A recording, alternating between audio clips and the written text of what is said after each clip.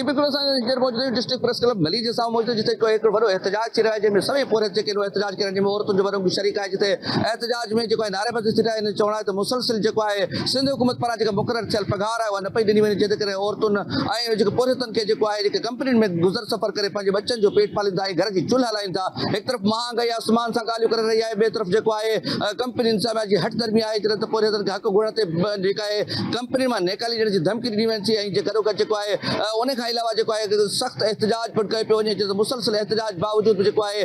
के हक़ न पिया मिलनि ऐं सिंध हुकूमत पारां लेबर खातो पिणु ख़ामोश पिणु आहे। हिननि चवणो आहे त मुसलसिल एहतजाज करण ते मजबूर आहियूं ऐं एहतजाज सबबु जेको आहे असांखे कंपनियुनि सां धमकियूं ॾिनियूं आहिनि त असां तव्हांखे फौरी तौर ते जेको आहे बिना के नोटिस जे घर भेड़ो करे छॾींदासीं। हिननि जेको आहे सिंध हुकूमत जे वॾे वज़ीर लेबर खाते जे मिनिस्टर गॾो गॾु chairman Pakistan peoples party Bilawal Bhutto Zardari Khan appeal कई आहे त जेके सरकार पारां 42,000 जेका पघार मुक़ररु थियल उहो असांखे ॾियारी वञे ऐं असांखे जेके कंपनियुनि सां जेका धमकी ॾेई